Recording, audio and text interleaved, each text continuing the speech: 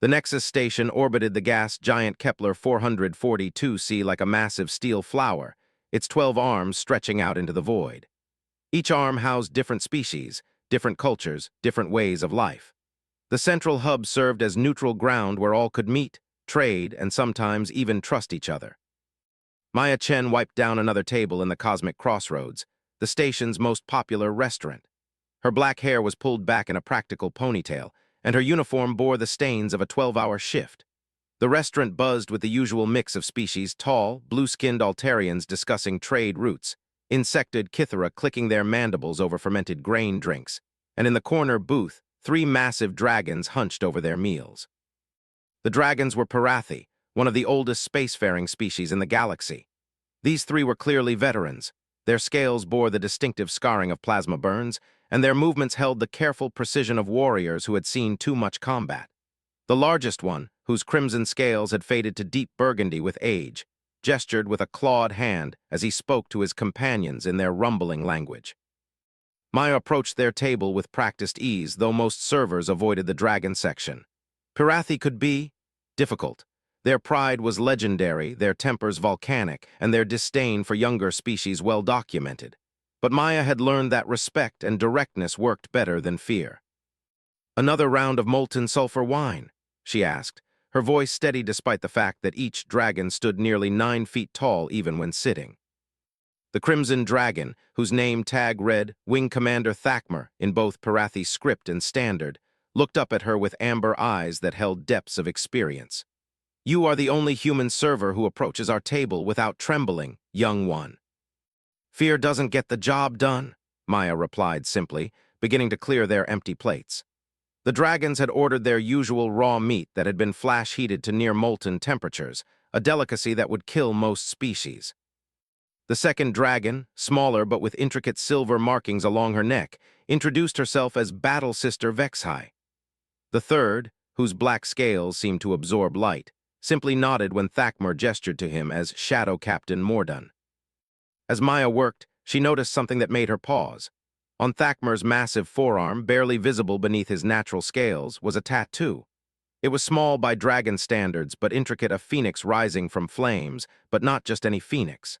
The style was distinctly human, with flowing lines and shading techniques that no other species used. "That's an interesting tattoo," Maya said, trying to keep her voice casual as she balanced the heavy plates. Thakmer's expression shifted, becoming guarded. "You recognize the artwork." "My mother has the same one," Maya said quietly. "Same design, same placement. She got it 20 years ago during the War of the Scattered Stars." The 3 dragons exchanged glances, their rumbling conversation dropping to whispers. Maya continued clearing the table, but she could feel their eyes on her, measuring, evaluating. "Your mother," Vexhai said slowly. "What was her name?" "Commander Sarah Chen, 3rd Human Expeditionary Fleet," Maya answered, straightening up with the loaded tray. "She served on the medical frigate Sanctuary." The silence that followed was profound. Even the ambient noise of the restaurant seemed to fade as the 3 dragons stared at Maya with expressions she couldn't read. Shadow Captain Mordan spoke for the first time, his voice like grinding stone. "The Sanctuary, I remember that ship." "We all do," Thakmer said, his amber eyes never leaving Maya's face. "But that is impossible. No humans fought in the War of the Scattered Stars. Your species was still confined to your home system, barely capable of faster-than-light travel." Maya felt a familiar frustration rise in her chest. This was the response she always got when she mentioned her mother's service. The official records had been classified, sealed away by both human and alien governments. As far as most of the galaxy knew, humanity had played no part in that terrible conflict. "The records might say that," Maya said, her voice gaining an edge, "but my mother has the scars to prove otherwise. She spent 3 years out there, patching up soldiers from a dozen different species. She came back with nightmares and that tattoo." Vexhai leaned forward, her silver markings catching the restaurant's artificial lighting. "Describe your mother, child. Height, hair color, distinguishing features." 5'6", brown hair with premature gray streaks, green eyes. She has a scar running from her left ear to her collarbone where shrapnel caught her during the siege of Arcturus Station. She still limps on her right leg from when she was caught in a bombing on Zirian Prime. The dragon's reaction was immediate and startling. Thakmer stood so quickly that his chair toppled backward, his massive frame suddenly looming over Maya. But there was no threat in his posture. If anything, he looked shaken. "The human medic," he whispered, "the one who refused to let us die with honor." Maya's tray slipped from suddenly nerveless fingers, plates crashing to the floor in a symphony of breaking ceramic. Other patrons turned to stare, but she barely noticed. Her mother had mentioned dragons in her few, rare stories about the war. Stubborn dragons who wanted to die rather than accept treatment from a lesser species. "She saved your life," Maya said, and it wasn't a question. "Lives," Vexai corrected, her voice thick with emotion Maya didn't know dragons could feel. "She saved all our lives." The restaurant had gone quiet around them, sensing the weight of the moment without understanding it. Maya stood among the broken dishes, staring up at three of the most feared warriors in the galaxy, and saw something in their eyes she never expected to see directed at a human. Respect, gratitude, and something that looked almost like reverence. Thakmer slowly reached out with one massive clawed hand and gently touched the spot on his arm where the phoenix tattoo rested beneath his scales. "We swore an oath that day," he said quietly. "All of us who received her mark. We swore that if we ever found her again or any of her kin, we would repay the debt we owed." "What debt?" Maya asked, though she was beginning to understand. "The debt of honor," Morden replied. "The debt of life, the debt of hope when all seemed lost." Maya knelt to gather the broken dishes, her mind reeling. Her mother had always been evasive about her time in the war, changing the subject whenever Maya asked for details. She knew it had been traumatic, but she had never imagined her mother had become something of a legend among alien veterans. As she picked up the larger pieces, Thakmer knelt beside her, his massive claws delicately helping to gather the fragments. The sight of a 9-foot dragon carefully collecting broken pottery would have been comical under other circumstances. "Your mother," he said as they worked, "she was fearless in ways that shame the greatest warriors. She would walk into active combat zones with nothing but medical supplies and her stubborn human determination. She treated enemy and ally alike, never asking questions about species or allegiance." "She always said a patient was just a patient," Maya murmured, remembering her mother's simple philosophy. "The Battle of Kepler Station," Vexai said, her voice distant with memory. "Our wing was shot down behind enemy lines. Morden had lost a wing entirely. I had taken plasma burns across 60% of my body, and Thakmer was bleeding out from a gut shot that should have killed him instantly. We were ready to die," Morden continued, his dark scales rippling with remembered pain. "It would have been an honorable death, far from home but in service to our people. Then this small human female appeared out of the smoke and chaos, carrying medical equipment that looked impossibly primitive compared to our technology. She took one look at us," Thakmer said, a sound that might have been laughter rumbling from his chest, "and told us we were idiots if we thought she was going to let us bleed to death on her watch." Maya could picture it perfectly. Her mother, barely reaching these giants' chests, standing over them with her hands on her hips and that determined expression that meant she wasn't taking no for an answer. "She worked on us for 6 hours straight," Vexai said, "under constant enemy fire, with supplies running low and no backup coming. She used techniques we had never seen before, combinations of technology and pure skill that saved lives other medics would have written off as lost causes." "But why the tattoos?" Maya asked, though she suspected she already knew. "She said it was so we would remember," Thakmer replied. "Not just the battle, but what it meant to choose life over honor, to accept help from those we considered beneath us, to acknowledge that courage came in many forms." Maya finished gathering the broken dishes and stood, the three dragons rising with her like mountains coming to life. Around them, the restaurant's normal bustle was slowly resuming, but she could feel curious eyes still watching their group. "She made us promise something that day," Morden said, his voice carrying a weight that spoke of oaths carved in stone. "She made us promise that if we ever encountered her species again, we would judge them not by their youth or their weakness, but by their potential, by their heart." "And now here you are," Vexai said, studying Maya with new eyes. "Sarah Chen's daughter, serving tables on a space station, treating dragons with the same respect and directness as your mother once did." Maya felt heat rise in her cheeks. "I'm just doing my job." "No," Thakmer said firmly. "You are doing much more than that. You are proving your mother right." The implications of this conversation were beginning to settle in Maya's mind. If these dragons were telling the truth, if her mother really had played such a significant role in the War of the Scattered Stars, then why had it been covered up? Why were there no records of human involvement? And why had her mother never told her the full story? "There's something you should know," she said slowly. "My mother, she didn't come back from the war the same. She has what the doctors call severe PTSD. Some nights she wakes up screaming about burning ships and dying soldiers. She never talks about the details, just says that war showed her both the worst and best of what people could be." The three dragons exchanged another of their meaningful looks, and Maya sensed there was much more to this story than they had revealed. "Your mother saw things," Thakmer said carefully, "that were meant to remain classified. The War of the Scattered Stars was not the simple territorial conflict that most history books describe. There were complications, political maneuvering that cost lives unnecessarily, decisions made by leadership that prioritized pride over pragmatism. Human involvement was officially denied," Vexai added, "because your government at the time was trying to maintain neutrality. They sent volunteers, medical personnel mostly, under the pretense of humanitarian aid. But the reality was more complex." Maya felt pieces of a puzzle she hadn't known existed beginning to fall into place. "That's why she never talks about it. That's why there are no records." "Your mother and others like her were heroes," Mordaunt said simply. "But heroes whose existence became politically inconvenient, so they were erased from the official narrative, left to carry the weight of their experiences alone." The injustice of it hit Maya like a physical blow. Her mother had risked her life to save soldiers from dozens of species, had given 3 years of her life to a war that wasn't even officially her people's fight, and her reward had been silence and secrecy. "She deserves better," Maya said, anger coloring her voice. "Yes," Thakmer agreed, "she does, and perhaps it is time that debt was repaid."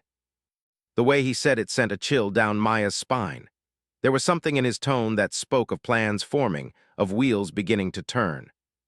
"What do you mean?" But before any of the dragons could answer, Maya's manager approached their table, his Altarian features tight with barely concealed nervousness. "Maya," he said in his melodious accent, "is everything all right here? The other customers were concerned about the noise." Maya glanced around and realized that their conversation had indeed attracted attention. Several tables of patrons were watching their group with expressions ranging from curiosity to concern. It wasn't often that dragons engaged in lengthy conversations with human staff. "Everything's fine, Mr. Velter," she assured him. "Just a misunderstanding about the order." The Altarian's large eyes shifted between Maya and the dragons, clearly skeptical but unwilling to challenge 3 Pirathi veterans. "Very well, but please try to keep things quieter." As he walked away, Thakmer's rumbling voice carried just enough to reach the manager's ears. "The service here is exceptional. This human shows great honor in her work." Coming from a Pirathi wing commander, such praise was worth its weight in rare metals. Mr. Velter's expression immediately shifted from concern to pleased surprise, and Maya knew her job security had just improved dramatically. "Thank you," she said quietly. "It is truth," Vexai replied, "but we should continue this conversation elsewhere. What time do you finish your shift?" Maya glanced at the chronometer on the wall. 2 hours. "There is a meditation garden in the Pirathi section of the station," Mordaunt said. "Level 7, Section C. Few visit there except our people. We will wait for you there." "But why?" Maya asked. "I mean, I'm grateful for the stories about my mother, but why is this so important to you?" Thakmer's amber eyes held depth she was only beginning to understand. "Because, young Maya Chen, your mother's story is not finished, and neither is ours." As the dragons prepared to leave, each placing a generous tip on the table that would cover Maya's rent for a month, Thakmer paused and looked back at her. "One more thing," he said. "When you see your mother next, tell her that Wing Commander Thakmer of the Crimson Talon Squadron remembers. Tell her that we all remember, and tell her that the time for silence may soon be ending." With that cryptic statement, the 3 dragons departed, leaving Maya standing among the whispers of other patrons and the weight of revelations that would change everything she thought she knew about her mother, about the war, and about her own place in the vast tapestry of galactic history. The next 2 hours of her shift passed in a blur of automatic motions and racing thoughts. Maya served meals, cleaned tables, and took orders while her mind churned with questions and possibilities. Every time she passed the window that looked out into space, she found herself thinking about her mother floating through that same void 20 years ago, risking everything to save lives that the galaxy had forgotten. As closing time approached, Maya found herself both eager and apprehensive about the meeting ahead. Whatever these dragons wanted to tell her, whatever debt they felt they owed, she sensed it was going to change her life in ways she couldn't yet imagine. The meditation garden in the Parathi section was unlike anything Maya had ever seen. The ceiling was transparent aluminum, offering a breathtaking view of the gas giant below and the star field beyond. The garden itself was designed around principles of fire and renewal volcanic rocks arranged in patterns that channeled geothermal vents, creating warm streams that fed into pools where fire lilies bloomed in shades of red and gold. The three dragons were waiting for her, their massive forms somehow seeming at peace in this environment that spoke to their elemental nature. They had shed their formal station attire for more traditional Parathi garments, flowing robes that seemed to be woven from metal threads, catching and reflecting the light of the artificial fires that danced throughout the garden. "Maya Chen," Thakmer greeted her as she approached. "Thank you for coming." "Thank you for waiting," she replied, taking a seat on one of the stone benches that had been sized for human visitors. Even sitting, the dragons towered over her, but in this serene environment, their size seemed less intimidating and more protective. "We have spent the past 2 hours in communication with our people," Vexai began without preamble. "Calling in old debts, reaching out to networks that have remained dormant for 2 decades. "Networks?" Maya asked. "The forgotten veterans of the War of the Scattered Stars," Mordun explained. "Those who served alongside your mother and others like her. Dragons, yes, but also Kithara, Zentori, even a few Altarians. All of us marked by the Phoenix, all of us bound by the same oath." Maya felt her heart begin to race. "How many are you talking about?" "Several hundred," Thakmer said simply. "Scattered across the galaxy now, but still connected by bonds forged in fire and blood, and all of them remember Sarah Chen." The implications were staggering. Maya had grown up thinking her mother was just another veteran with bad memories and worse dreams. To learn that she was remembered across multiple species, that there were hundreds of beings who considered themselves in her debt, was almost impossible to process. "What do you want from me?" Maya asked, though she wasn't sure she was ready for the answer. "We want to honor our oath," Vexai said simply. "For 20 years, we have waited for an opportunity to repay what we owe. Now, with you here before us, that opportunity has finally come." "But I'm nobody special," Maya protested. "I'm just a waitress on a space station. I haven't done anything heroic or important." "You are Sarah Chen's daughter," Mordun said, as if that explained everything. "You carry her blood, her spirit, her potential for greatness. That makes you far from nobody." Thakmer leaned forward, his massive hands clasped before him. "Maya, what do you know about the current state of human space?" The question seemed to come out of nowhere, but Maya answered honestly. "Not much beyond what everyone knows. We're still pretty isolated, mostly confined to our local sector. We trade with some of the other species, but we're not really players on the galactic stage." "And why do you think that is?" Vexai asked. Maya shrugged. "We're young, inexperienced. We don't have the technology or the resources to compete with species that have been spacefaring for millennia." "That," Thakmer said with quiet intensity, "is what your leaders want you to believe, but the truth is far different." Maya felt a chill that had nothing to do with the garden's ambient temperature. "What do you mean?" "Your species is feared," Mordun said bluntly. "Not because you are weak, but because you are strong. Because when the War of the Scattered Stars ended, every major power in the galaxy had seen what humans were capable of when pushed to their limits. The medical techniques your mother used," Vexai continued, "were not just advanced by human standards. They were revolutionary by galactic standards. She saved lives that our most sophisticated technology had written off as lost causes." "And she was not alone," Thakmer added. "Human engineers found ways to repair ships that should have been unrepairable. Human strategists developed tactics that turned the tide of battles. Human diplomats forged alliances between species that had been enemies for centuries." Maya's mind reeled. "But if that's true, why hide it? Why pretend we weren't involved?" "Because," Thakmer said grimly, "the older species realized that humanity represented a threat to the established order. a young species that could innovate and adapt faster than civilizations that had grown comfortable in their ways. So they made a deal with your leaders, Vexai continued. Silence about human involvement in exchange for continued trade relationships and protection from the more aggressive powers in the galaxy. Your government agreed, Mordun said, his voice heavy with disapproval, because they believed humanity wasn't ready for the responsibilities that would come with recognition as a major galactic power. Maya felt sick. They sold us out. They sold your mother out, Thakmer corrected, and all the other humans who risked everything to help save the galaxy from falling into chaos. The silence that followed was heavy with implication.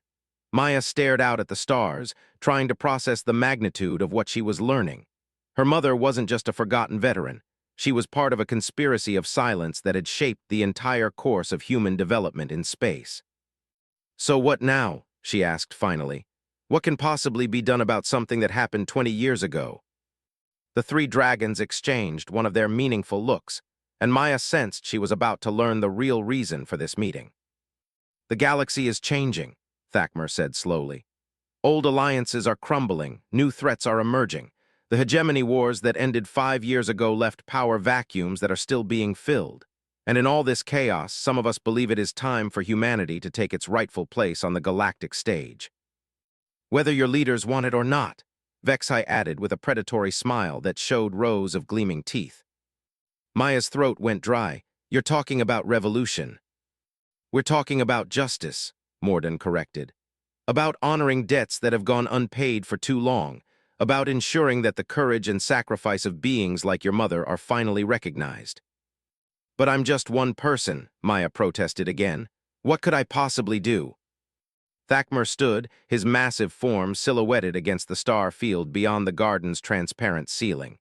You could be a symbol, a living reminder of what your people accomplished and what they could accomplish again. You could be the voice that finally tells the truth about the war of the scattered stars. And you would not be alone, Vexai assured her. We have resources, connections, influence across dozens of species and hundreds of worlds. We have been waiting 20 years for an opportunity to repay our debts. Now that opportunity is you. Maya felt the weight of destiny settling on her shoulders like a heavy cloak. Part of her wanted to run, to return to her simple life serving tables and avoiding the complexities of galactic politics. But another part of her, a part that sounded very much like her mother's voice, whispered that some things were worth fighting for. If I agree to this, she said slowly, what would it mean? What would you want me to do? First, Thakmer said, settling back into his seat, we would need you to contact your mother, to convince her to speak publicly about her experiences. Her testimony would carry weight that ours alone could not. That might not be easy, Maya warned. She spent 20 years trying to forget what happened out there. We understand, Vexai said gently. Trauma is not easily overcome, but perhaps knowing that her sacrifices are remembered and honored might help her find peace. Second, Mordun continued, we would need you to be willing to travel, to meet with other veterans, other species who remember what humanity did during the war, to help build a coalition that could pressure both your government and the galactic community to acknowledge the truth. And third, Thakmer finished, we would need you to be prepared for the consequences. Once this truth comes to light, there will be those who will try to suppress it again. You would be putting yourself at risk. Maya thought of her mother, waking up screaming from nightmares about a war the galaxy pretended she had never fought. She thought of all the other human veterans who had returned home to silence and secrecy, their heroism denied, and their trauma dismissed. She thought of the young human civilization, kept deliberately small and weak by the fear of older species.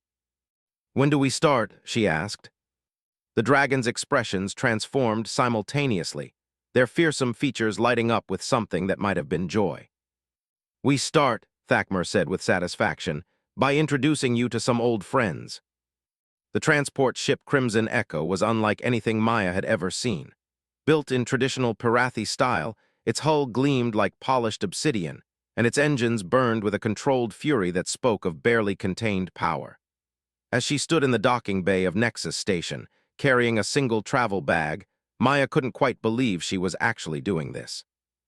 3 days had passed since her conversation with the dragons in the meditation garden. 3 days of sleepless nights, encrypted communications, and the growing realization that her simple life was about to become incredibly complicated. "You seem nervous," Thakmer observed as they boarded the ship. He had traded his formal station attire for what Maya assumed was combat gear, articulated armor that seemed to flow like liquid metal over his massive frame. "Terrified would be more accurate," Maya admitted. "A week ago, my biggest worry was whether I'd make enough in tips to pay rent. Now I'm apparently part of some galaxy-spanning conspiracy to expose a 20-year-old cover-up." Vexai, who was piloting the ship, laughed, a sound like controlled thunder. "Conspiracy makes it sound sinister. We prefer to think of it as delayed justice."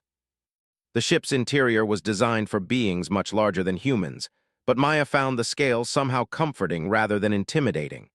Everything was built to last, with clean lines and a sense of purpose that spoke to the Parathi aesthetic of functional beauty. "Where exactly are we going?" Maya asked as she secured herself in a passenger harness that had been modified for human proportions. "Kepler Station," Mordun replied from his position at the weapons console. "It's been rebuilt since the war, but the memorial gardens remain. That's where we're meeting the others." "Others?" "The first gathering of Phoenix-marked veterans in 20 years, Thakmer explained as the ship detached from the station and began accelerating toward the jump point. "We've been very careful about this. Each participant has been individually vetted, their loyalty confirmed, their discretion assured." Maya watched through the viewports as Nexus Station fell away behind them, its lights growing dim against the cosmic backdrop. Part of her wondered if she would ever see it again, or if this journey would take her so far from her old life that returning would be impossible. "Tell me about Kepler Station," she said, trying to focus on practical matters rather than the magnitude of what she was undertaking. "It was the site of one of the largest battles of the war," Vexai said, her hands steady on the controls as stars elongated into lines around them. "A strategic choke point that controlled access to 3 major trade routes. The enemy held it for 8 months before we finally managed to retake it." "At tremendous cost," Mordun added grimly. "Over 50,000 casualties from a dozen different species. The medical facilities were completely overwhelmed." "Which is where your mother came in," Thakmer continued. "The Sanctuary and 2 other human medical ships arrived just as the battle reached its climax. They had no authorization to be there, no official orders. They came because they heard that people were dying and they couldn't stand by and watch." Maya felt a familiar mix of pride and frustration. Pride in her mother's courage, frustration that such heroism had been hidden away and forgotten. "She saved over 3,000 lives in the 2 weeks she was stationed there," Vexai said quietly. "Working 20-hour shifts, operating with minimal supplies, training alien medics in human techniques that had never been seen before."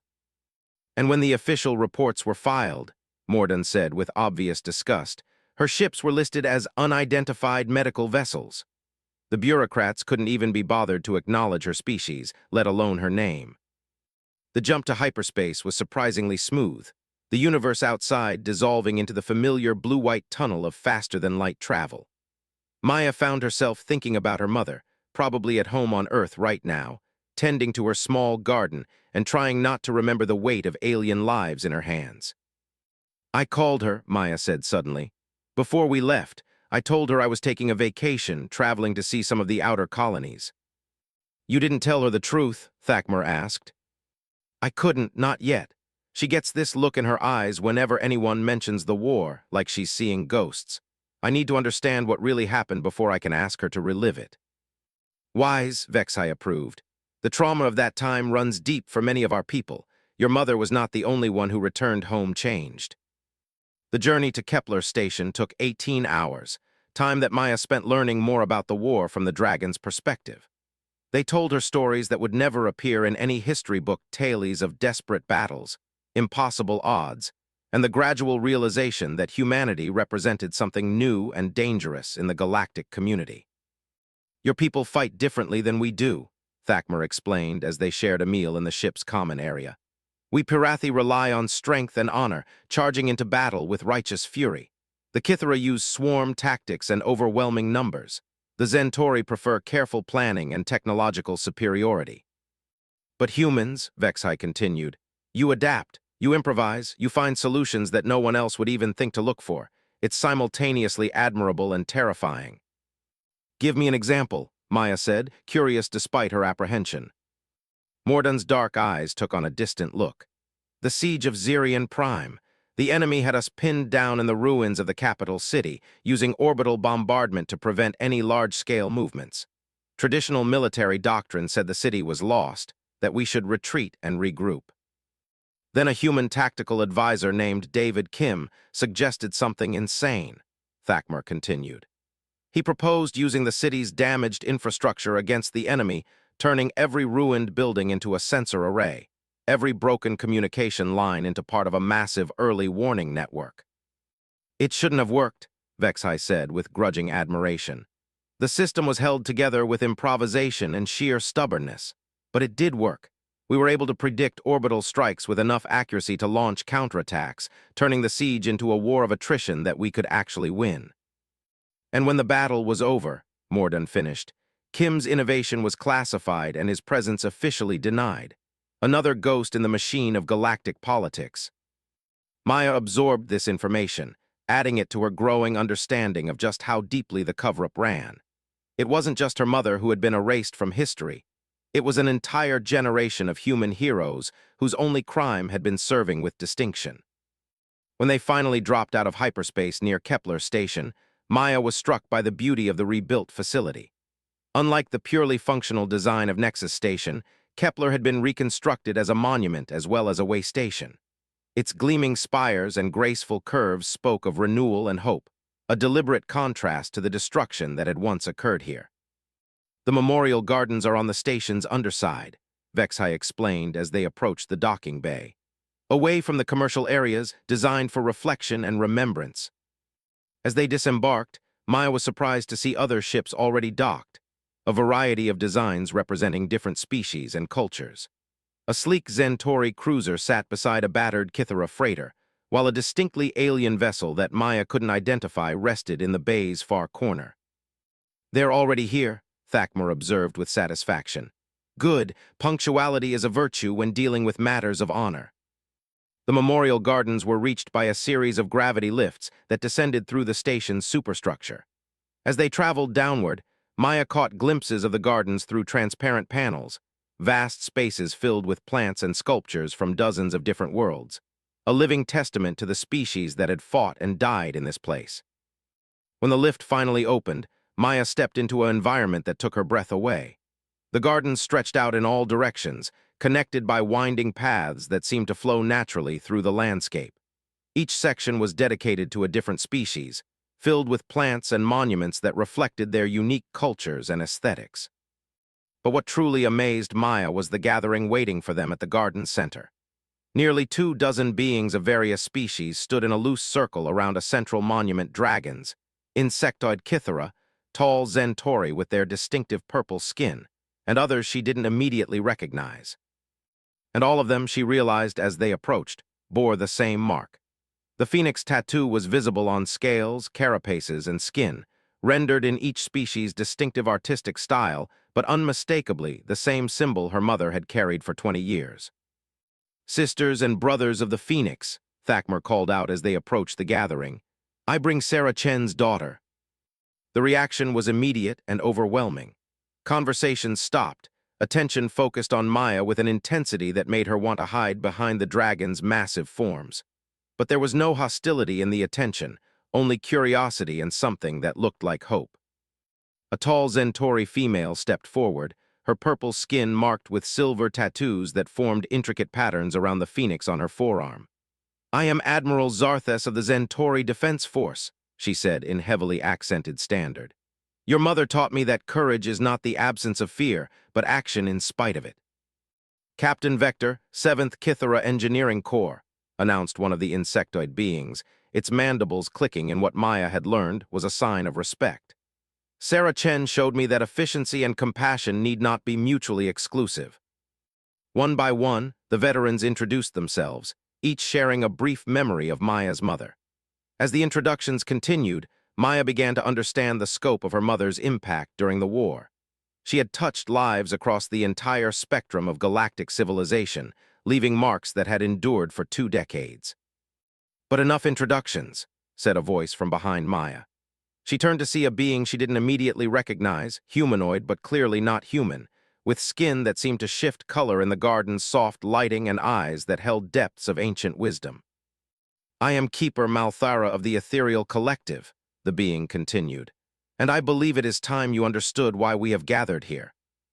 The Keeper led them to a section of the garden Maya hadn't noticed before, where a small amphitheater had been carved into the station's structure. As the veterans settled themselves on the curved benches, Maya found herself at the center of attention once again. 20 years ago, Keeper Malthara began, the galaxy faced a crisis that threatened to tear apart the fragile peace we had built over millennia. The War of the Scattered Stars was not simply a territorial dispute, as most believe. It was the result of a fundamental question about the future of galactic civilization. Maya listened as the Keeper explained the true nature of the conflict. Old powers had grown complacent, their technological advancement stagnating as they became comfortable with their positions in the galactic hierarchy. Newer species were challenging that hierarchy, demanding recognition and resources that the established powers were reluctant to share. Humanity emerged during this period as a wild card, Admiral Zarthas continued. Your species was too new to be part of the established order, but too innovative to be safely ignored. When volunteers from your world began appearing in the war zones, they brought with them perspectives and techniques that changed everything.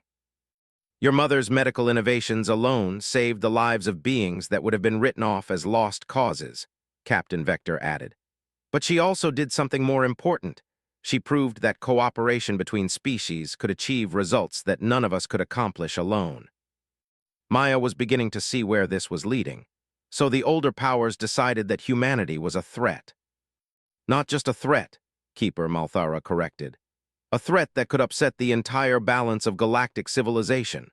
Your species' tendency toward rapid adaptation and innovation represented a challenge to cultures that had remained essentially unchanged for thousands of years. So they made a deal with our government, Maya said, understanding flooding through her. Silence about our involvement in exchange for protection and limited autonomy. Your leaders believed they were protecting humanity, Thakmer said, his voice heavy with disapproval. They thought your species needed more time to develop before taking on the responsibilities of a major galactic power. But they were wrong, Vexai added firmly. The war proved that humanity was already ready. Your people just needed the opportunity to prove themselves. Mordun gestured toward the assembled veterans. Every being here owes their life to human innovation, human courage, or human compassion. We are living proof of what your species can accomplish when given the chance. Maya looked around at the gathering, trying to process the magnitude of what she was learning. These weren't just random veterans. They were representatives of major military and political organizations across the galaxy. If they truly believed what they were saying, if they were willing to speak publicly about human involvement in the war. "What exactly are you proposing?" she asked, though she suspected she already knew. "A revelation," Admiral Zarthas said simply. "A coordinated disclosure of the truth about the War of the Scattered Stars. Testimony from veterans across multiple species, backed by evidence that has been carefully preserved over the past 20 years. The political landscape has changed," Keeper Malthara continued. "The old powers that demanded humanity's silence have been weakened by recent conflicts. New alliances are forming, new opportunities arising. The time is right for the truth to finally be told." Captain Vector's mandibles clicked in agreement. The Kithara Collective has already indicated they would support human admission to the Galactic Council if proper evidence of their worthiness could be presented. Other species would likely follow. Maya felt the weight of history pressing down on her shoulders. "But why me? I'm not a diplomat or a politician. I'm just a waitress who happens to be related to someone important." "You are more than that," Thakmer said gently. "You are a symbol, living proof that the heroism of your people continues to the next generation. When you speak, you carry the moral authority of your mother's sacrifice." "And you have something else," Vexai added with a predatory smile. "You have us. Every being in this garden has pledged their support to this cause. We represent military forces, political influence, and economic power across dozens of worlds." Mordun leaned forward, his dark eyes intense. "The question is not whether we can succeed. The question is whether you have the courage to help us try." Maya looked around at the assembled veterans, seeing determination and hope in alien faces that had witnessed humanity's finest hour. She thought of her mother, alone with her memories and her nightmares, never knowing that her sacrifice was remembered and honored across the galaxy. "What would you need me to do?" The answer came not from any single veteran, but from the group as a whole, a plan that had clearly been developing for years, waiting only for the right moment and the right catalyst. First, Maya would return to Earth to speak with her mother, not just to gather testimony, but to convince her that the time for silence had ended. The veterans had compiled comprehensive records of human involvement in the war, medical logs, tactical reports, personal accounts that had been carefully preserved despite official attempts at suppression. Second, Maya would serve as humanity's representative in a series of public hearings that would be held on neutral ground. Each veteran would testify about their experiences with human personnel, building a case for recognition that would be impossible to ignore or dismiss. Finally, if the hearings succeeded in generating support for human recognition, Maya would be asked to address the Galactic Council directly, to make the case for her species' admission as a full member of galactic civilization. "It won't be easy," Admiral Zarthes warned. "There will be those who benefit from keeping humanity marginalized. They will fight to suppress this information, possibly using methods more direct than political maneuvering." "You will be putting yourself at risk," Keeper Malthara agreed. "But you will not be alone. Each of us has pledged our protection and support. Harm to you would be considered harm to all of us." Maya stood up, walking to the edge of the amphitheater where she could look out at the memorial gardens. Each section told the story of species that had fought and died for principles they believed in. Now she was being asked to fight for her own species' right to be recognized for their contributions. "My mother used to tell me that some choices echo through eternity," she said finally, turning back to face the assembled veterans. "That there are moments when history balances on the edge of a knife, and individuals have the power to tip it one way or another." "This is such a moment," Thakmer confirmed. Maya nodded slowly. "Then I guess it's time to make some echoes." The rest of the gathering was spent in detailed planning. Each veteran would return to their respective governments and organizations, beginning the careful work of building support for the revelation. Encrypted communication networks were established, contingency plans developed, resources allocated. Maya found herself at the center of it all, still struggling to believe that a chance conversation about a tattoo had led to this. But as she listened to the veterans share their memories and their hopes, she began to understand that this moment had been inevitable. Truth, like pressure, had a way of finding cracks in even the most carefully constructed lies. As the gathering finally dispersed, Maya found herself walking through the memorial gardens with Thakmer, Vexhai, and Mordan. The other veterans had departed for their various destinations, but the dragons had offered to transport her back to Nexus Station before beginning their own missions. "Are you having second thoughts?" Vexhai asked, noticing Maya's thoughtful silence.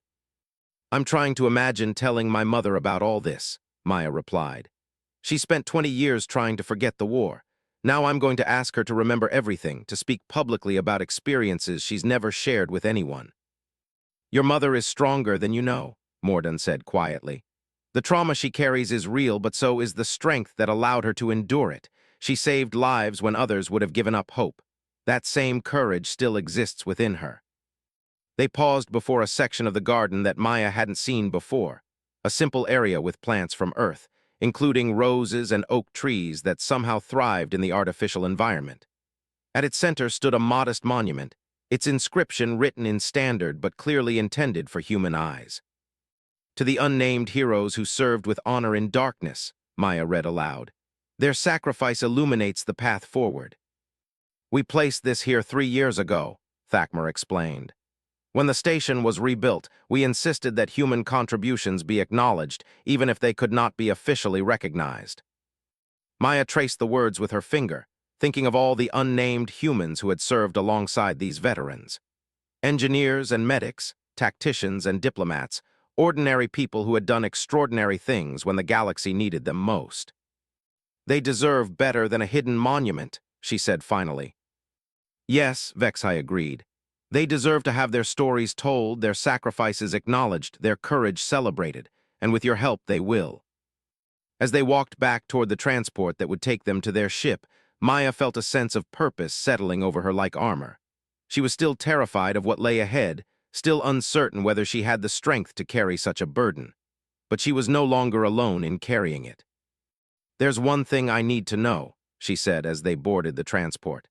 "What happens if we fail? If the political pressure is too great, if the old powers manage to suppress this revelation again?"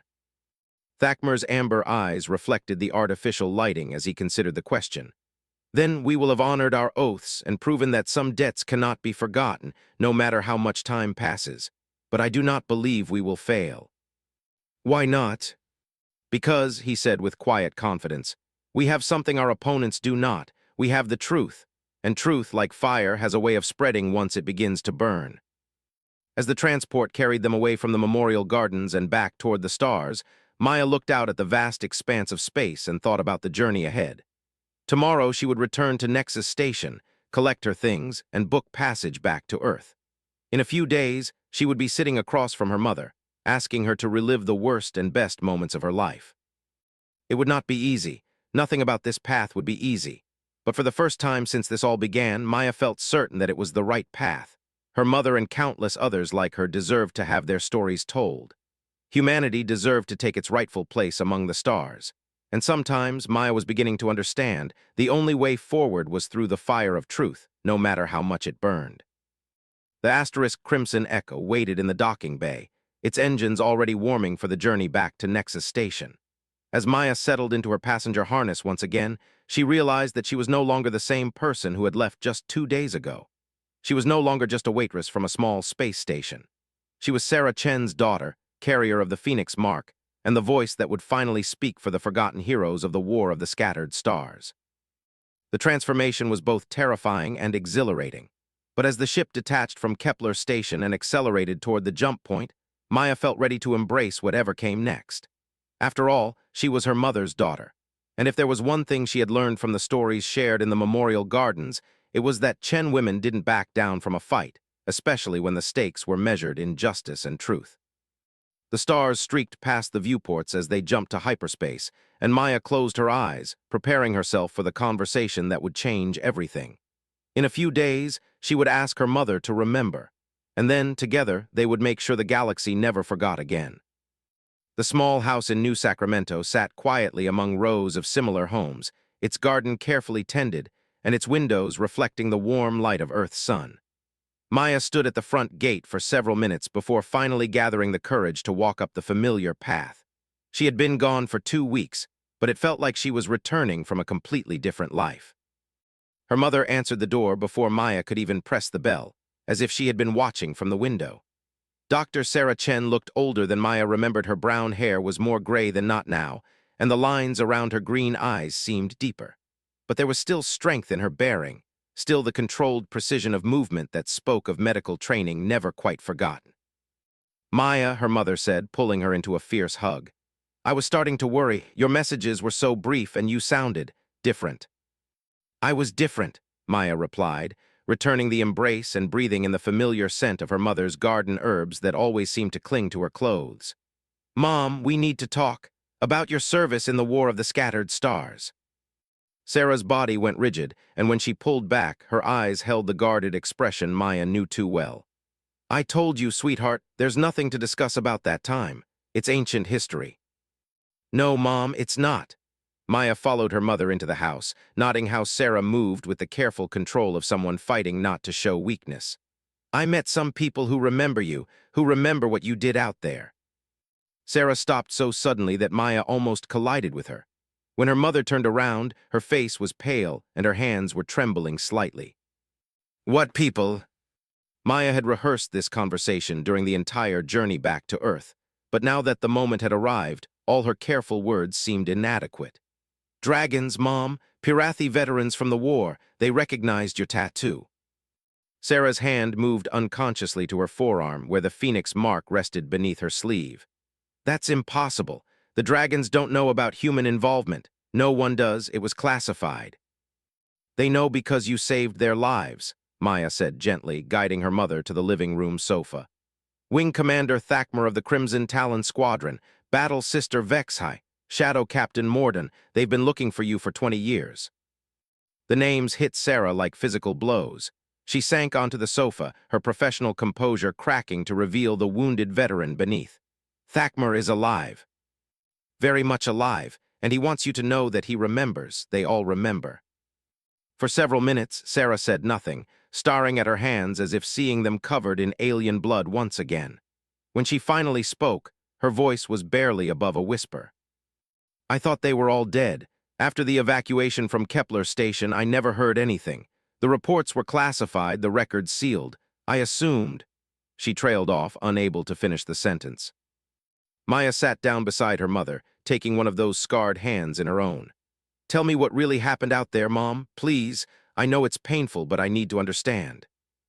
Sarah was quiet for so long that Maya began to wonder if she had pushed too hard, too fast.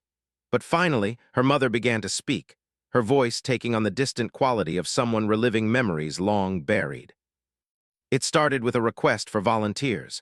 The government claimed it was purely humanitarian medical personnel to assist with refugee operations in neutral space. But we all knew it was more than that. There was a war happening, and people were dying in numbers that the established medical protocols couldn't handle. Maya listened as her mother described the journey to the war zone, the shock of seeing the scale of destruction, the desperate improvisation that had characterized every day of her service. The aliens didn't trust us at first, Sarah continued. Why should they? We were from a species so young that most of them had never even heard of Earth. But the wounded and dying don't care about politics or prejudice. They just want to live. So you developed new techniques. We had to. Pirathi physiology is completely different from human, but the basic principles of trauma care are universal. Stop the bleeding, support breathing, prevent shock. Everything else was adaptation and experimentation. Sarah stood up suddenly, walking to the window that looked out on her garden. The night I met Thakmer and his wing, they had been shot down behind enemy lines. Plasma burns, massive blood loss, traumatic amputations. By every medical protocol I knew, they should have been dead already. But you didn't give up. I couldn't. They were looking at me with such resignation, as if they had already accepted death. But there was something else in their eyes, too. A kind of desperate hope that maybe, just maybe, this strange human medic could work a miracle. Maya watched her mother's reflection in the window, seeing the way her shoulders tensed as she relived those moments. So you operated for 6 hours straight under enemy fire. Sarah turned around, surprise replacing the distant pain in her eyes. How could you possibly know that? Because Thakmer told me. He's been carrying the memory of that night for 20 years, Mom. They all have. For the first time since Maya had brought up the war, her mother's expression softened. Are they well, healthy? Thriving. Thakmer is a wing commander now. Vexhai leads a battle group. Morden runs special operations for the Pirathi fleet, and they all credit you with making their continued service possible. Sarah sank back onto the sofa, tears beginning to flow down her cheeks. I never knew. After the war ended, after the classifications came down, I assumed it had all been for nothing, that the sacrifices were meaningless. They were never meaningless, Maya said firmly.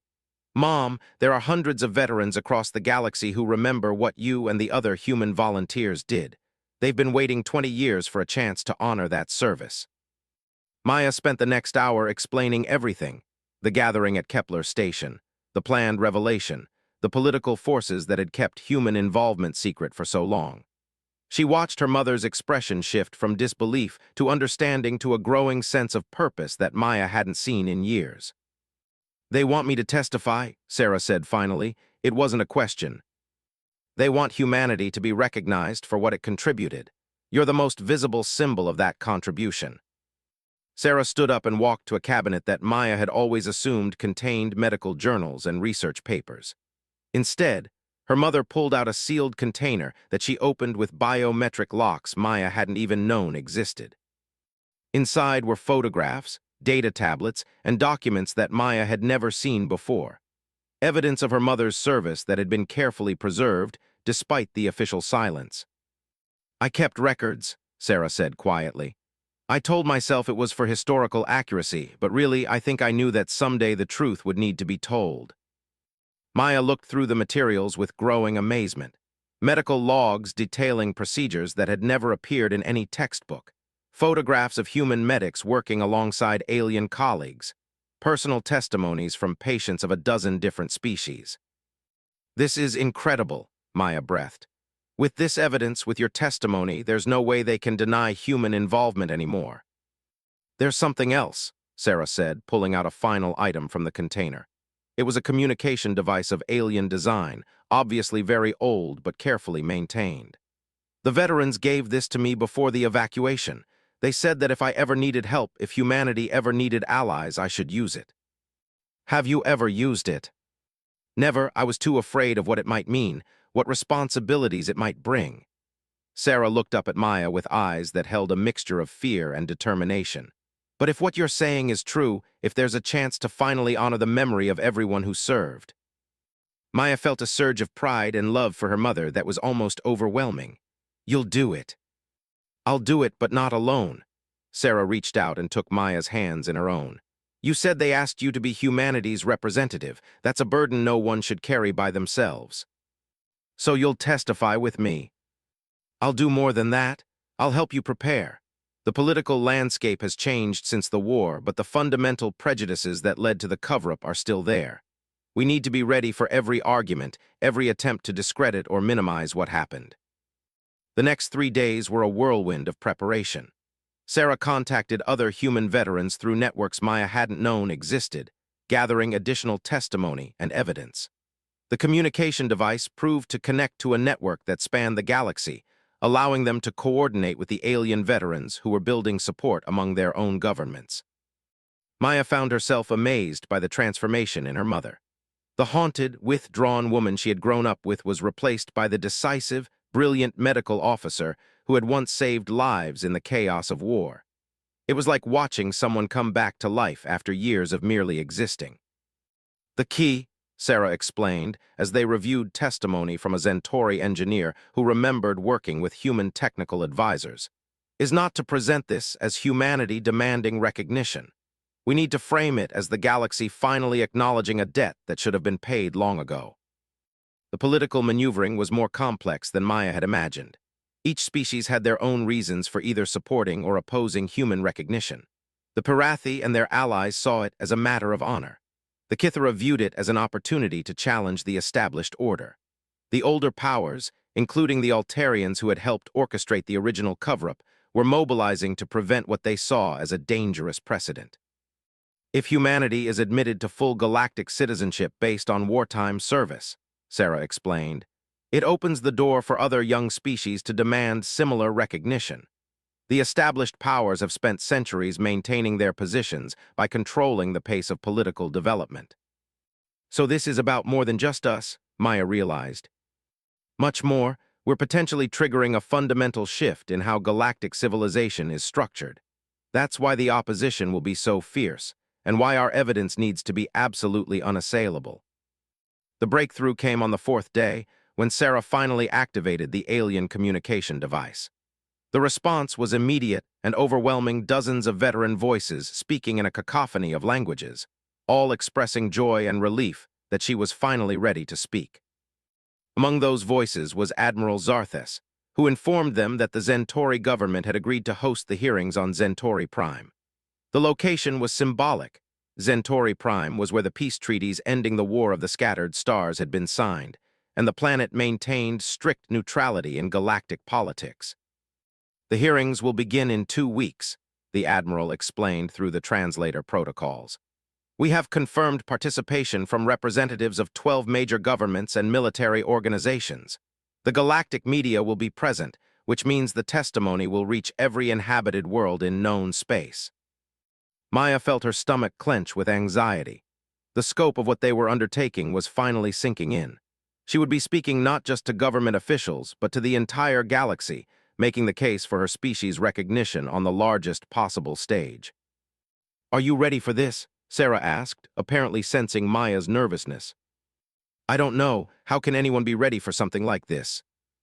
Sarah smiled, and for the first time in Maya's memory, it was completely free of the shadows that had haunted her mother for so long. "The same way we got ready for everything else. One step at a time, one patient at a time, one life at a time." The journey to Centauri Prime was Maya's first time traveling beyond human space as anything other than a tourist. The ship they rode was provided by the Parathi government, the same asterisk Crimson Echo that had carried her to Kepler Station, but now flying under official diplomatic credentials. Thakmer, Vexhai, and Mordun had requested to serve as their escorts, a gesture that Sarah found deeply moving. As the ship approached the beautiful blue-green world that was the heart of Centauri civilization, Maya watched her mother reunite with the dragons she had saved 2 decades earlier. "Commander Sarah Chen," Thakmer said formally as they gathered in the ship's common area. "It is an honor to serve alongside you once again." "The honor is mine," Sarah replied, and Maya could hear the emotion in her voice. "I never had the chance to say goodbye properly when we evacuated from Kepler Station. I've wondered about all of you for 20 years. The conversation that followed was a mixture of joyful reunion and serious preparation. The dragons updated them on the political situation, explaining which governments were likely to support human recognition and which would oppose it. "The hegemony powers are the primary opposition," Vexhai explained. "They've spent the last week spreading propaganda about human unreliability and the dangers of admitting immature species to full galactic citizenship. But their position is weakened by recent events," Mordun added. "The hegemony wars proved that the old ways of thinking about galactic politics are no longer viable. Many species are looking for new alliances, new approaches to cooperation." "And we have something they don't," Sarah said with quiet confidence. "We have the truth." Centauri Prime was breathtaking in its beauty. The capital city of Velter rose from a landscape of crystal forests and silver rivers, its spires reaching toward a sky painted in shades of purple and gold by the planet's twin suns. The governmental complex where the hearings would be held was a masterpiece of architecture that seemed to float above the city on invisible supports. As their ship settled into the diplomatic landing area, Maya could see other vessels arriving from across the galaxy. The media attention was intense. News crews from dozens of worlds were present to cover what many were calling the most significant political development in a generation. "Remember," Sarah said as they prepared to disembark, "we're not here to convince anyone of anything they don't already know. We're here to give them permission to acknowledge what they've always known was true." The hearing chamber was enormous, designed to accommodate representatives from species of vastly different sizes and environmental needs. Maya found herself seated at a witness table that seemed to stretch into infinity, facing an audience that included some of the most powerful beings in the galaxy. The proceedings began with formal statements from each participating government, outlining their positions on human recognition. Maya listened to arguments both for and against, trying to maintain her composure as some speakers dismissed humanity as too young and inexperienced for full galactic citizenship. Then came the veteran testimonies, and the entire atmosphere of the chamber changed. One by one, decorated military officers and government officials from across the galaxy took the stand to describe their experiences working alongside human volunteers during the War of the Scattered Stars. Admiral Zarthes spoke about human tactical innovations that had turned the tide of 3 major battles. Captain Vector described engineering solutions that had saved entire fleets from destruction. A Centaurian diplomat recounted negotiations where human mediators had found common ground between species that had been enemies for centuries. But it was Thakmer's testimony that truly captured the chamber's attention. The massive dragon spoke with quiet dignity about the night he and his wing had been shot down, about the small human medic who had refused to let them die with honor, and about the techniques she had used to save lives that should have been lost. "Commander Sarah Chen did not simply treat our wounds," he concluded. "She taught us that there was more honor in living to fight another day than in dying for pride. She showed us that cooperation between species could accomplish what none of us could achieve alone. She proved that humanity deserved a place among the stars not because of their technology or their strength, but because of their courage and their compassion." When it was finally Maya's turn to speak, she felt the weight of history settling on her shoulders.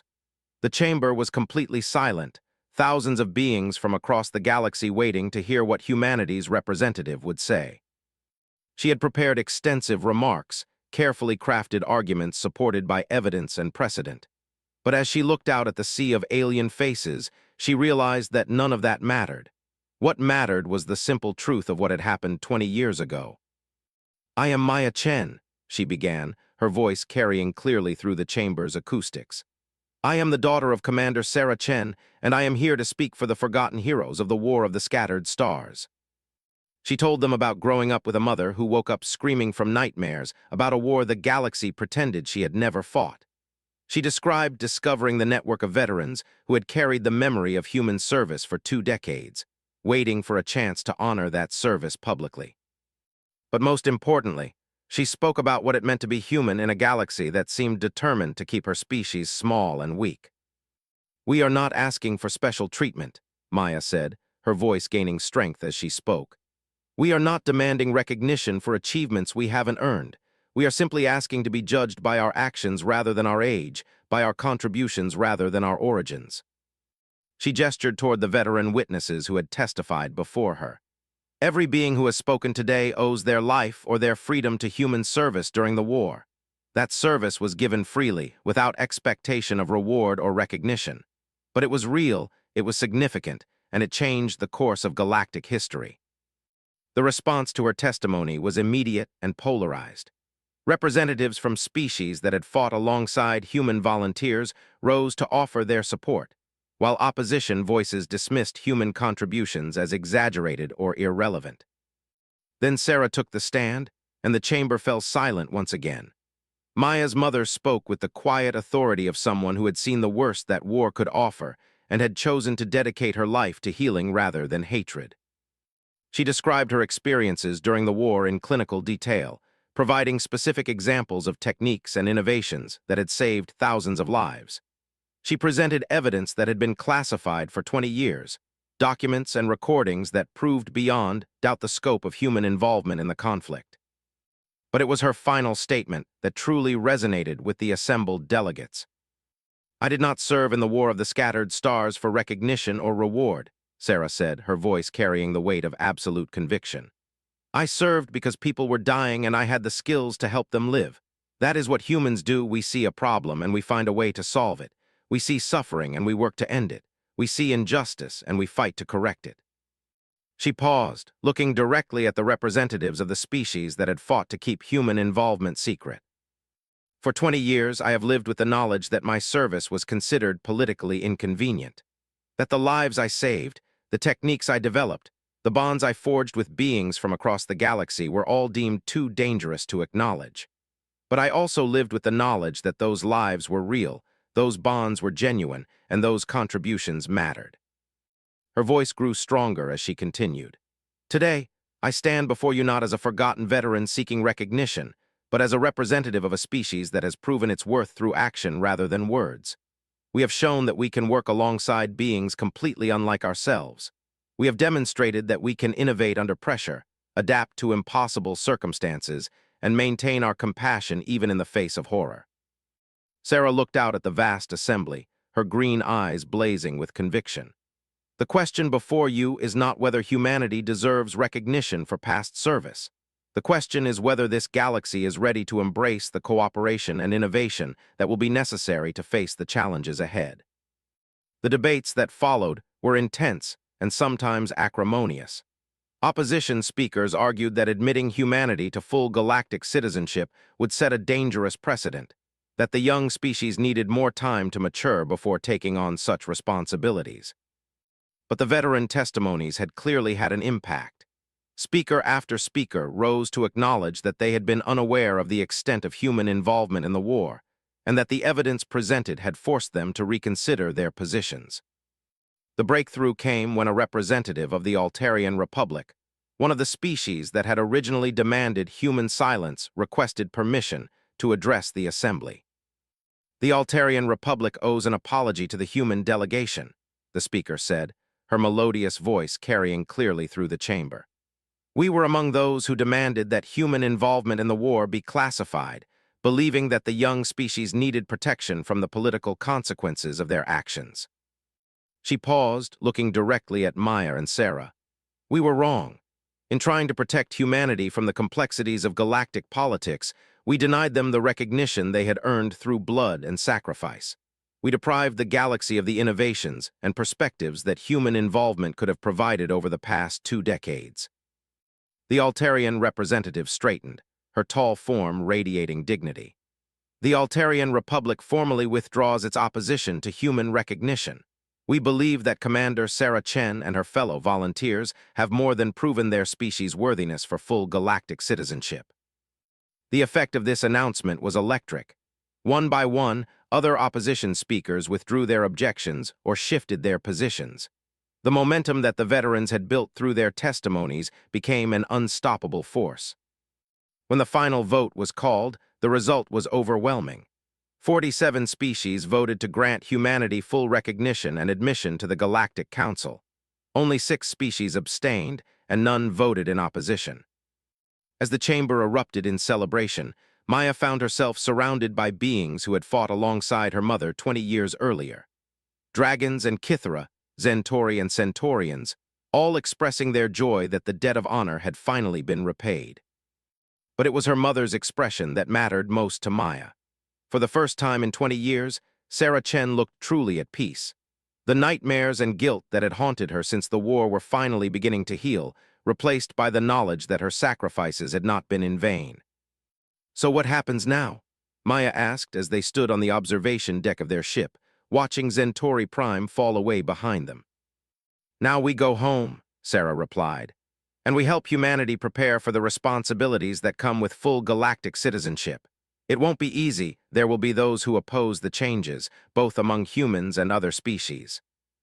But we won't be facing those challenges alone," Thakmer added, joining them at the observation port. "The bonds forged in war have proven strong enough to survive 2 decades of political pressure. They will endure whatever comes next." Maya nodded, understanding that her life had been forever changed by a chance conversation about a tattoo. She was no longer just a waitress from a space station. She was humanity's first ambassador to the galactic community, a role she had never sought but was learning to embrace. As the ship jumped to hyperspace, carrying them back toward human space, Maya thought about all the veterans who had made this moment possible. Her mother,